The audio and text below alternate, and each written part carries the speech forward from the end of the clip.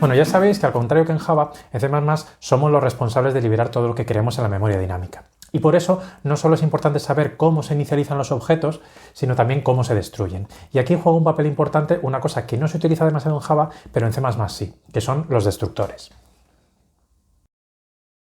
Vamos a explicar los destructores utilizando ya el ejemplo de nuestra ya archiconocida clase fecha, que ya hemos visto en varios vídeos anteriores. Y mediante la clase persona, que también ha aparecido en un vídeo anterior, de por ahí.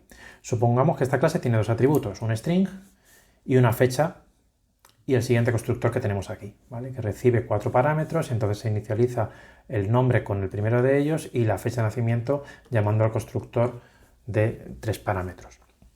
Para que os hagáis una idea de cómo se almacena este objeto de memoria, aquí tenemos un ejemplo.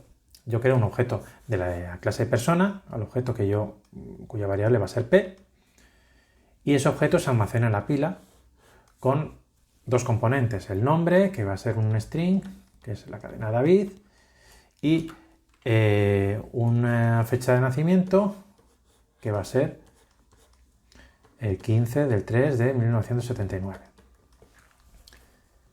Pues bien, para motivar ahora a los destructores vamos a hacer un pequeño cambio, que puede ser necesario, puede ser innecesario, puede ser incluso poco acertado, pero bueno, a mí me va a servir para motivar la existencia de los destructores. El cambio es el siguiente, yo voy a cambiar el atributo fecha de nacimiento. Antes era un objeto fecha, bueno, pues ahora va a ser un puntero a un objeto de tipo fecha. La inicialización de ese atributo la haría del siguiente modo. Como ahora es un puntero, yo tengo que reservar el objeto fecha dinámicamente e inicializarlo con el constructor de 3 parámetros. Esta asignación podríamos ahorrárnosla y utilizar incluso una lista de inicialización como la que estoy poniendo aquí, ¿vale? Quedaría de esta manera. Estoy inicializando el atributo fecha nacimiento con el puntero que se cree al objeto fecha que estoy creando dentro del heap. ¿Vale? Ahora volvemos al mismo ejemplo de antes. Creamos un objeto persona dentro de la pila. ¿Vale? Se almacenan sus dos atributos, el nombre y su fecha, que es un puntero a un objeto creado aquí dentro del heap. El objeto persona en sí está en la pila, pero ese objeto tiene componentes, en particular la fecha, que están dentro del heap. Vale, ¿qué pasa ahora cuando termina la ejecución de esta función? De aquí, la variable p ya queda fuera de ámbito, entonces el objeto persona se elimina. Pero la fecha se queda ahí colgada, sin liberar. Uno podría pensar, bueno, pues yo tengo que hacer aquí, antes de salirme, pues tendría que poner aquí un delete p fecha nacimiento.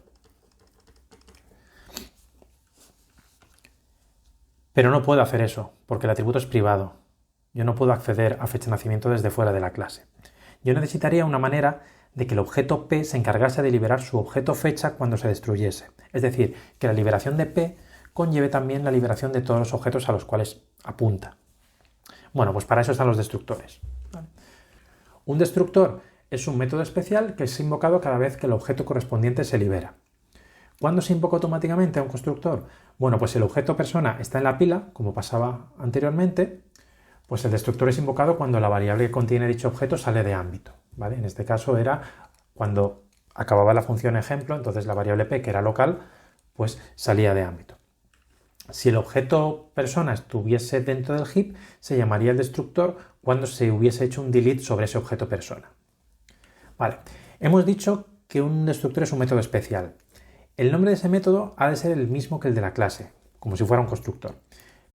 Pero con la diferencia de que hay que poner este símbolo antes del nombre del destructor. ¿Vale? Es el símbolo, es la tilde sobre la ñ o el gusanito para los amigos.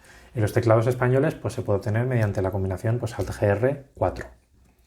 Solo existe un método de destructor por la clase y este método no tiene ni parámetros ni valor de retorno, ni siquiera void. En nuestro caso tenemos este método destructor de aquí.